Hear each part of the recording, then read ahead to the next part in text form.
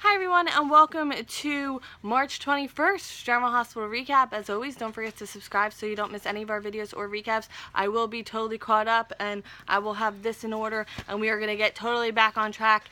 The first week of 25 was a very hectic week, but I got all this done throughout the week, just never had time to actually film, but I'm filming now, so let's get right to it. Oh, I'm not gonna lie, I don't have the last 5 minutes of this one. I don't have the end scene. I have like one scene from the end scene, but it pretty much repeats the next day. So like I think we're good, but if anything crazy happened in the end scene, like you can comment if you still remember. I know this was like a week ago, you know, like a whole decade ago. So let's get right to it. At General Hospital, Obrecht picks an issue with Liz. She's the one picking up Dr. Finn's slack while he's gone, and Obrecht asks why Hayden asked Hayden why he left. She won't say, and Liz says, like, might as well tell the truth.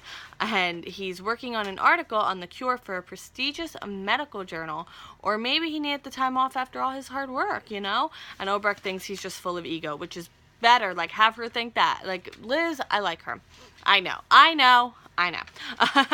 So Liz tells Hayden that she can talk about what's happening to her.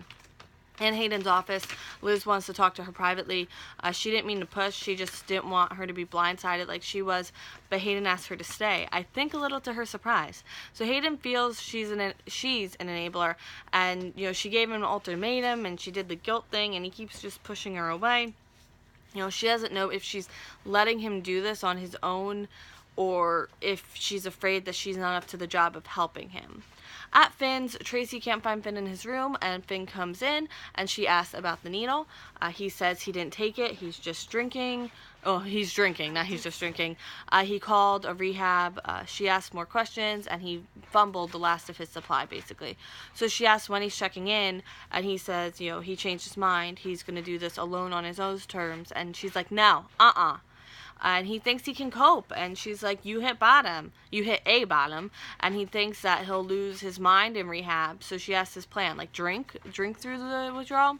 So he'll get through it with Roxy. Tracy won't leave him alone. She says Hayden can help. He doesn't want her to see him like this. Tracy says let her in, let someone in, and then he says that she shouldn't be giving relationship advice. And then he apologizes. He didn't mean it. She knows he meant it, and she says enough is true. Like, her circle is limited, and what would her life look like if she let a few more people in? Is that what he wants for his life?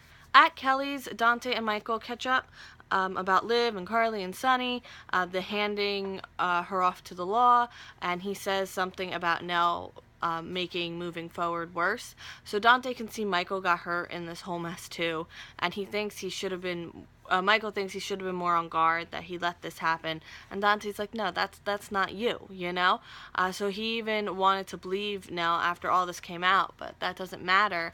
And Dante wants Michael to focus on himself. Whatever he does with NELLE, do it for himself. Like, don't try to prove anything to anyone, or don't not be yourself, At Crimson, NELLE asks to be Charlotte's nanny. She lists her experience. Nina asks why she's not working with Carly anymore. She says she was fired, and Nina wants to know why. So she says difference of opinion, which is the understatement of the century. I know that was the point, but still, Nina doesn't want to put herself like in the middle of her and Carly, so no. But Charlotte shows Nina what NELLE helped her do. So NELLE's about to leave when Nina says, let's do an interview. She wants to know NELLE on a personal level. That'll go well. At the Metro Court, Carly and Bobby catch up about Sunny and Jason, and Carly's torn about reconciliation. She wonders if she's getting what she deserves, and Bobby says no. Carly's trying to make sense of all of it, and she just keeps coming back to face that she's a hypocrite, to the fact that she's a hypocrite. She said that, not me. So Bobby doesn't want to judge it all up, but Carly truly understands what she did to Bobby now. And Bobby says that, her marriage was in trouble before her, and other things came up. And, Tony took a dark turn, and she was trying to heal. So don't forgive now. Carly is her daughter, so it was different. But NELLE's no one. She's not family. So Bobby tells her NELLE was here earlier and that she had her thrown out, basically. And then NELLE, Nina, and Charlotte come out of the elevator because why not? Bobby confronts NELLE with Carly, and Nina's like, there's a towel present, and Carly will tell Nina why Nelle was fired, and Nelle takes Charlotte aside. So Nina says her nanny quit abruptly. Carly says that, you know, this would be the worst mistake she ever made to hire her, and she tells her everything: The Grudge, Sonny, Revenge, Benson, it's all an act, proceed at your own risk, and Nina's so sorry. And Carly says Jocelyn and Avery, you know, and even her, you know, loved her, but, you know, then Bobby mentions, oh, how would Lulu feel about this? And Nina says that this has nothing to do with Lulu, and Bobby says, yes, you know, she should get going. So Bobby says Charlotte is a Spencer, whether she likes it or not. So then, because of that, Nina hires Nelle, like, to spite Bobby, because she, just talking to Carly, she truly wasn't going to, I got the feeling. So lovely. So Nina says one slip up and she's fired, and then Nina sends them off to get hot chocolate. So Bobby says, like, so, you know, this is what you want. When she sleeps with your husband, you can only blame yourself. Nina tells Carly she didn't hire out of spite, even though she totally did.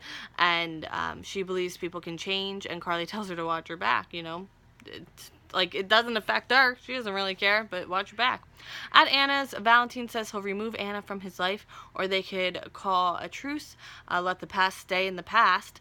But you're the one who kept dredging up the past, so... but she's not buying what he's selling, and she wants to know the truth, and she won't stay in ignorance. So Valentine thinks she's playing a mind game, and she's like, why would I do that? Just tell me, and we can settle all of this. And he doesn't believe that she doesn't know, and he says, ask me anything. I'm sorry, have you not been here the last few months? That's what we've been trying to do. So she asks why there was a kill order against him in her name. And then he stutters when she says that he owes her the truth and he wants no part of this twisted game. She says that she would never order a hit on an agent unless he flipped and works for the DVX. And during their verbal fight, her hand starts bleeding. So she mentions she's on blood thinners because he's like, that's a lot of blood for, like, a cut. And she has cancer. He's sorry. That does affect him. And then she asks him again. So he says, let's forget we were ever in each other's lives. Okay, so when he leaves, he's definitely affected, and Anna makes a call to someone. She has something important she needs to talk about. And now, partial end scene, Hayden thanks Liz, and I believe Finn calls her, but that's where my iPad died, and I needed to get to work. So, that's all I have. I think this, like, picks up pretty good, so it's fine. But thank you so much for watching, and I will see you in like 2 seconds if you're marathon watching this, or if you're watching it, I'm sorry, I'm behind, but we are getting back on track, I promise. And I will see you in 2 minutes from our German hospital. Have a good day. Bye.